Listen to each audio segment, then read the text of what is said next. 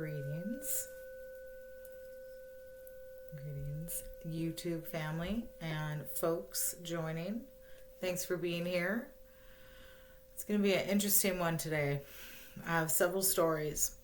So there's some continuation on some of the goddesses or creation, gods and goddesses of the North America indigenous peoples. Okay.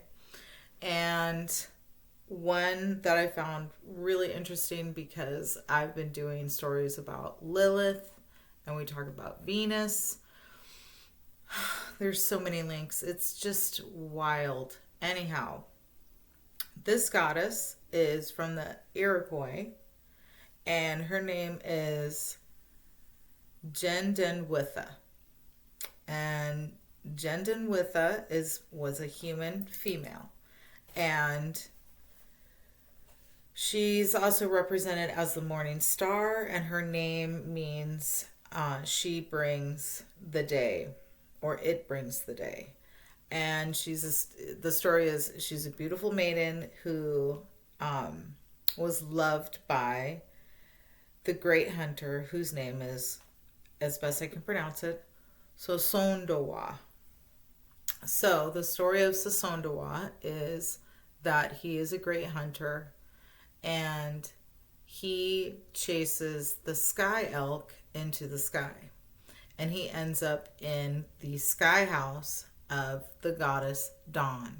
And I didn't find much information about her, but she is the goddess of this sky lodge. And she keeps him there so that he can be the defender of the sky lodge, as the protector of the sky lodge. Well, he is able to see everything, kind of like Hamdall in the Thor movies, the guy who opens up the gate. He can see everything, everybody, all the time. So similar to him, he could see everyone. And so he sees Jendenwitha, or Gendenwitha. Her name starts with a G. I don't know exactly how to pronounce it. But he sees her. She's beautiful. She's by the river, and he falls in love with her. And so to gain her affection and kind of let him into her life, he escapes from the Sky Lodge. He turns himself into a bluebird, and she recognizes the bluebird as the beginning of spring. So she welcomes him as a sign of spring and a being of spring. Then he re-escapes in summer and returns as a blackbird. And she recognizes him, Gwendenwitha recognizes him as a sign of summer. So then he comes back in autumn, and this time he disguises himself as a giant nighthawk and comes and swoops her up from the river and takes her up to the Sky Lodge. So Dawn is not pleased and decides to turn Gwendenwitha into a star, aka Venus. Okay? So, my feelings are like, why does she get in trouble? And, but also the story is that she existed. And I'll see in a lot of these stories, if you go back far enough, that they say that these beings existed. Now, along those lines, there is another indigenous, quote-unquote, deity. So this female, this lady, is Pawnee, and she ended up becoming what is recognized as a saint through the Catholic Church. And her name is Katiri Tekawitha. Katiri Tekawitha. Meaning, or she ends up being a saint. And I wrote, which now makes me wonder about saints. So I did a little research about her, and she was a medicine woman who, the story is, did great acts, quote unquote, miracles, because of her connection to nature and her knowledge of healing. And she died at a young age. Let me find it. Oh, hold on. So I learned of her because she's in this card deck or tarot deck, or the oracle deck, the sacred mothers and goddesses. And so her card is fearless authenticity. But this is what I learned about her. She was the daughter of a chief of the Mohawk Turtle Clan, and she had a heart for the divine feminine as a Marian devotee after she was converted to Catholicism and dedicated her life to building a community of women supporting one another. She didn't live long and was only 24.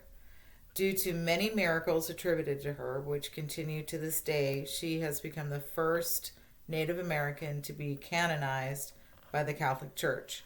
And so there's some controversy because she is indigenous or Native American, and link her ways to the people, and then also the Catholic Church canonized her, I think, more to kind of put her in a position of influencing other Native Americans. Okay, so there is some controversy I said the Mohawk clan. I said Pawnee in the beginning, and I think the Mohawk is Pawnee, but I will double check that. I thought I read that in here somewhere, so I apologize if I'm way off. Okay, and so, yeah, I'm pretty sure I looked it up. So, and that's kind of what I found. So, there's not much about her here, but I did do some research, and I don't know.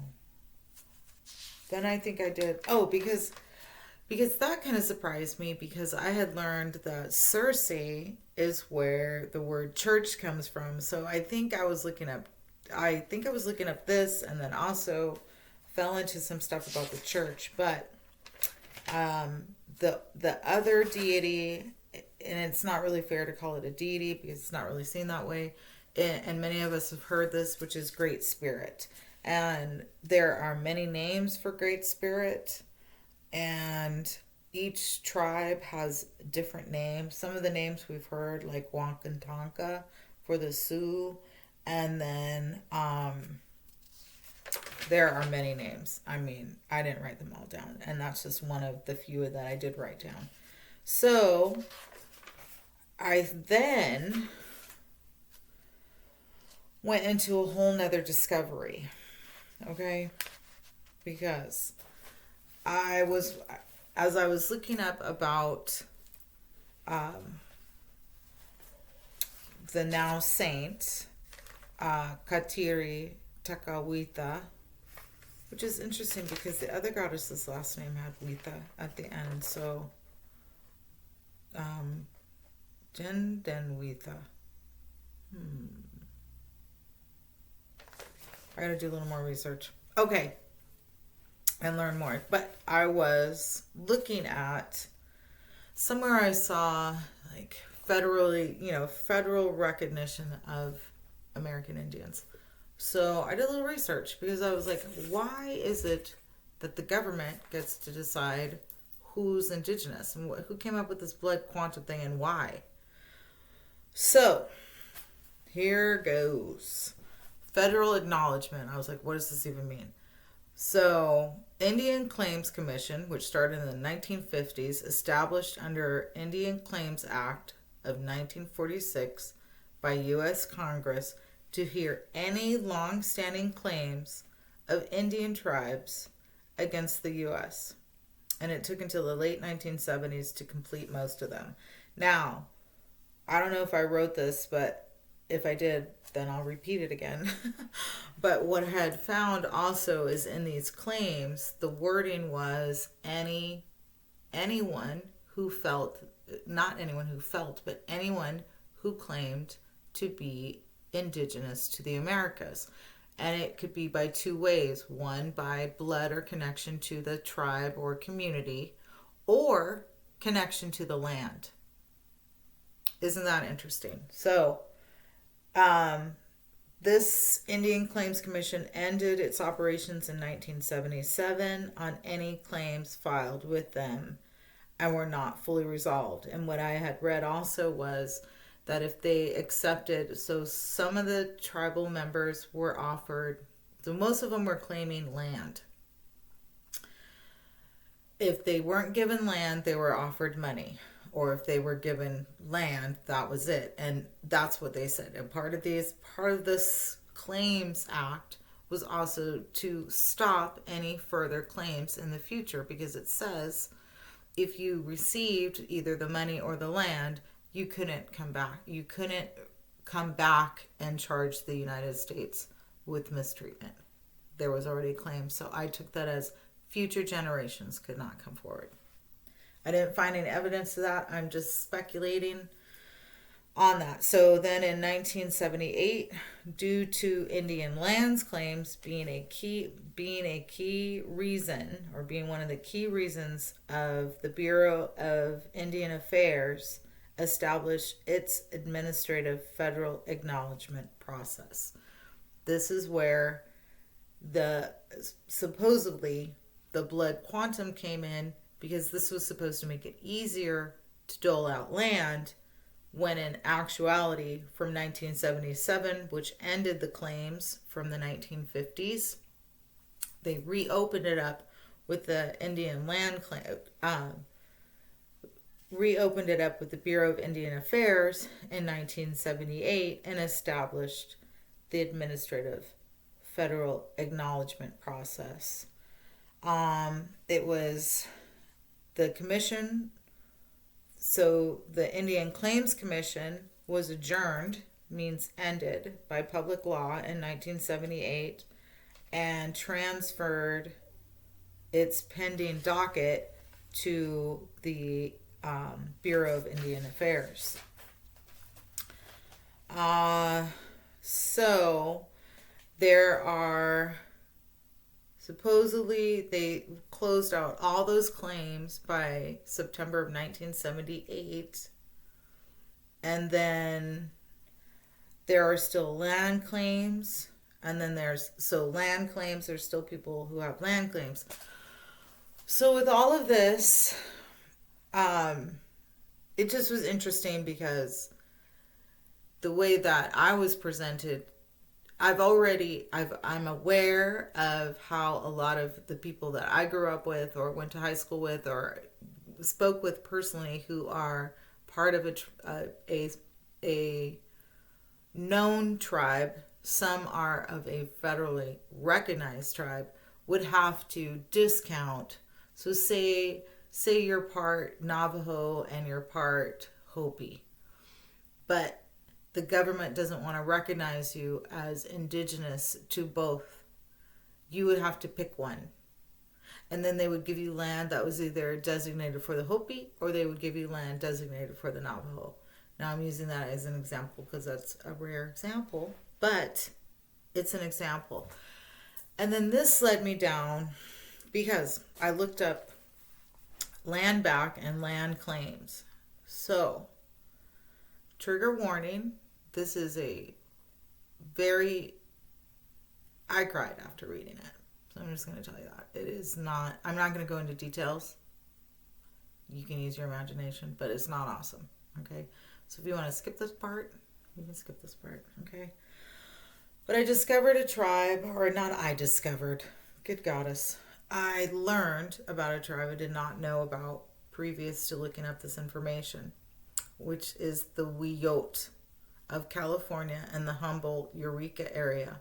A lot of people are aware of Humboldt because of a college there, and also a lot of people who participate in smoking some herb. know about Humboldt because it's known for its herb. Okay.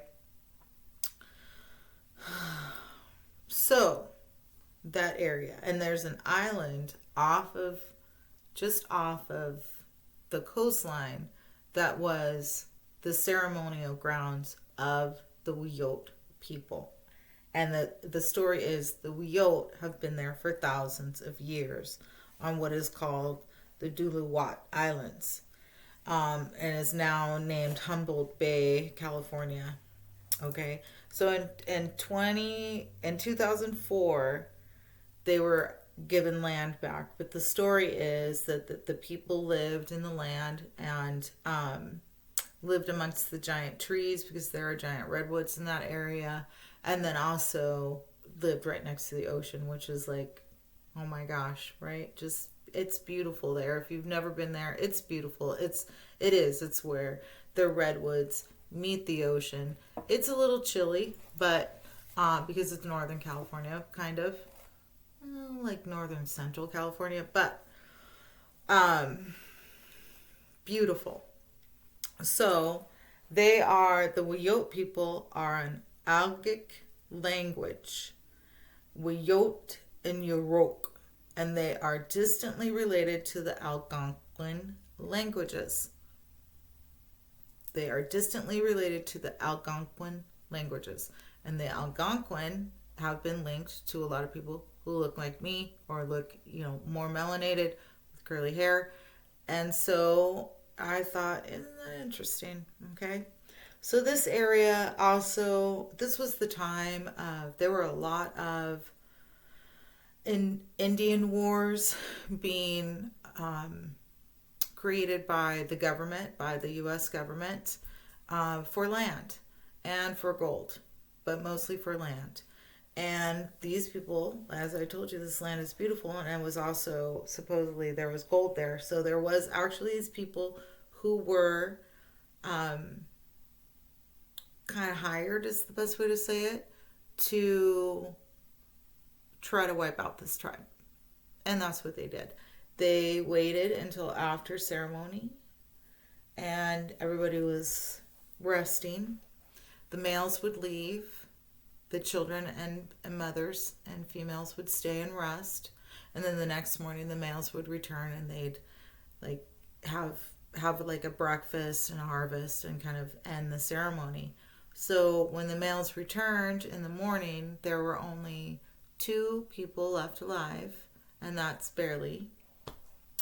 And so then the people were also, who did survive, or who were descendants, from what I read, were either pushed off of the land, made into slaves, or other not so awesome, I'm downplaying it, but horrible things were happening to them. So it took them also, so they went to the Commission of the United States about the land, and they also, so if you don't know, the federal government throughout the years, the different tribes has established different ways of trying to make amends, is their wording, which is just atrocious. Because then we also move into the sundown laws, which I feel like needs to be a whole nother video. But we're talking about systematic war on people who did not know that they were at war, did not know that they needed to defend their people and land. And there's little to no compensation, or the compensation is what these people had to do. This tribe, these peoples had to do for years, which was basically contend the government, buy their own land. And so they ended up buying some of the land, and then the U.S. government allotted them, quote unquote, reservation land, which was originally their land. And then in 2004, I believe, no, before that, I think, no, after that, somewhere around, so in 2004, yes, the they transferred the land back. They transferred the land back. So they got their island back.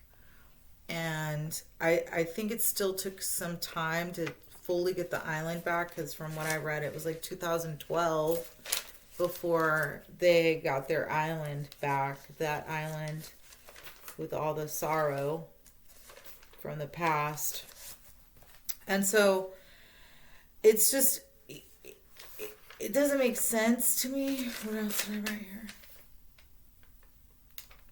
Some dates that don't make sense when it comes to indigenous peoples and some of these commissions. But it strikes me that we have a system that, so if you don't know my opinion and my perception is, I recognize that the dark melanated people that look like me and darker with the curly hair and have been reclassified and renamed mulatto, colored, Negro, and African American are the true mothers and children of the original peoples of this land and predominantly the world. I think most of it started in the Grand Canyon. I think this is where we originated from. I think we look different. I think we had different, all kinds of things and magics and all that. And through time and through misteachings, we've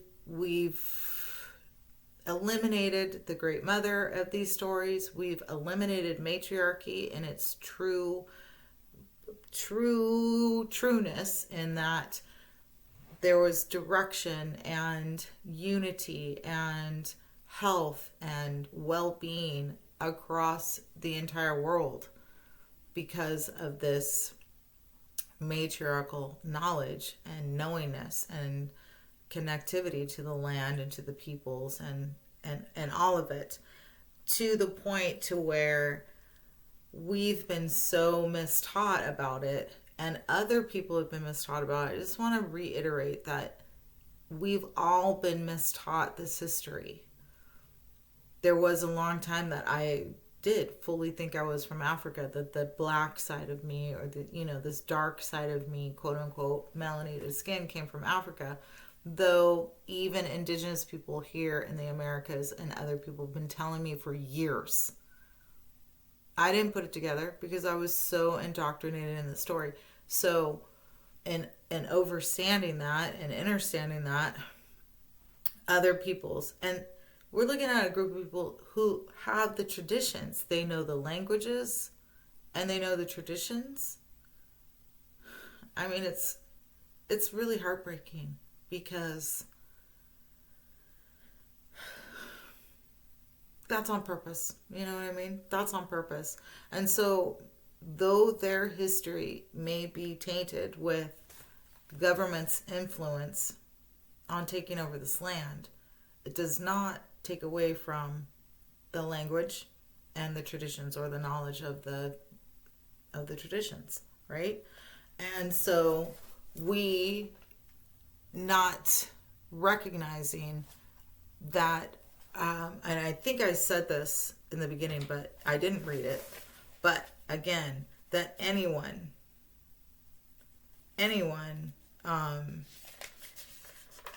feeling connected to the land or having knowledge of indigenous American Indian heritage, you can make a claim.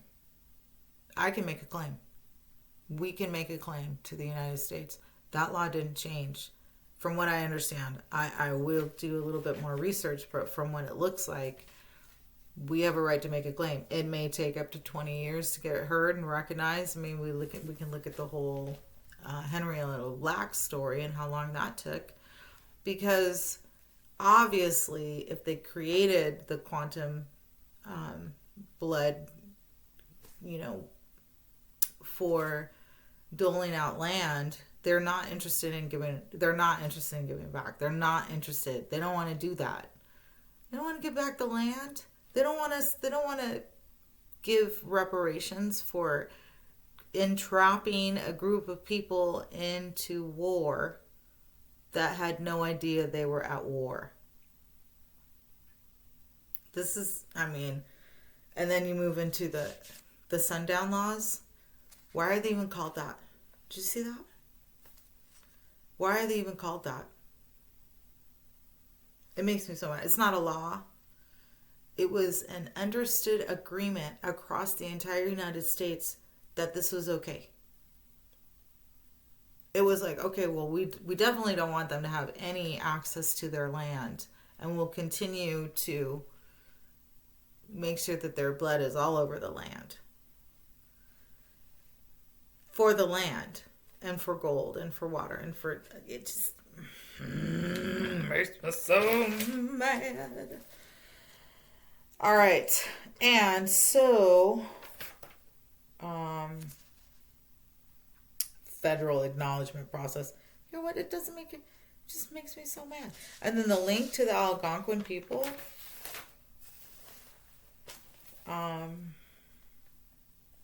It's really interesting.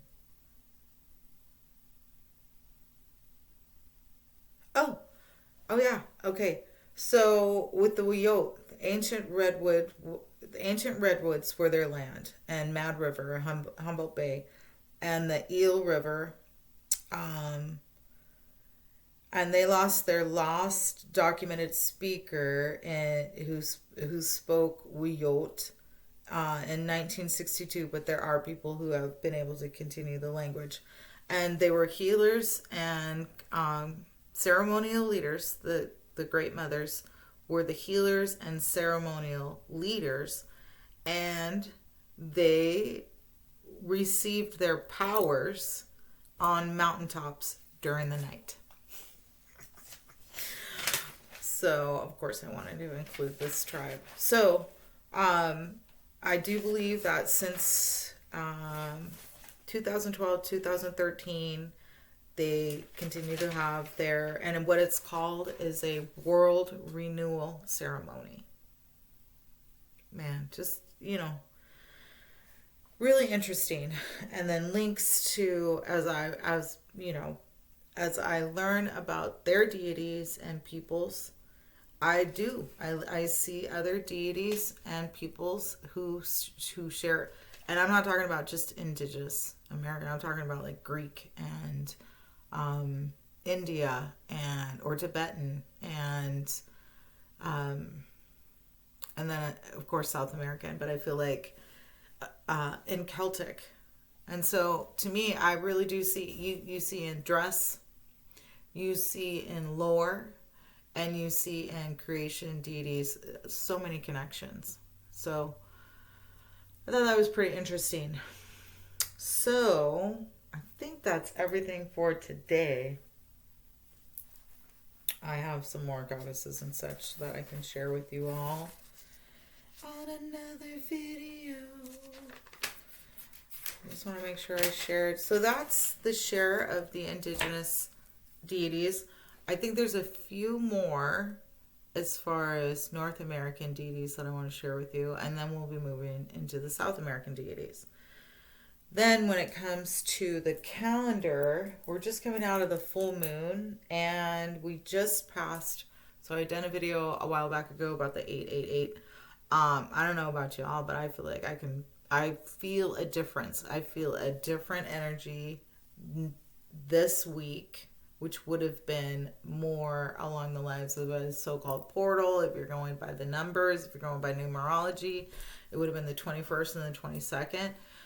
I mean, I felt some big shifts.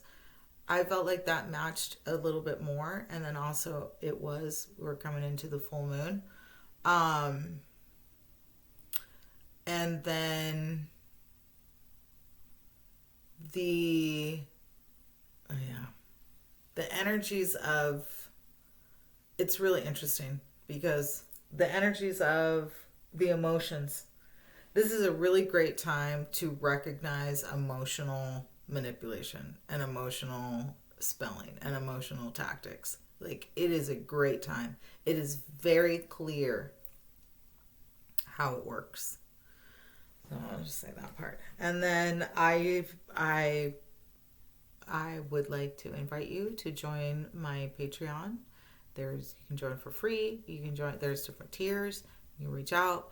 There's a little different teachings over there, a little bit different sharings, and the idea is to help with repatterning and at least recognizing some of our own emotional misteachings, so to speak, so that we're able to help ourselves focus on ourselves and create healthy boundaries and positions to then connect and begin practicing with our forces. All right. Thanks for being here. I'm going to do a little sample before I go.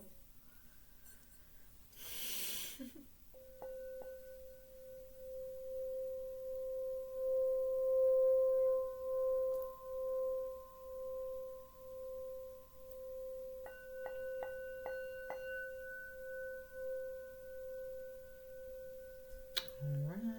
Until next time, take care of yourselves.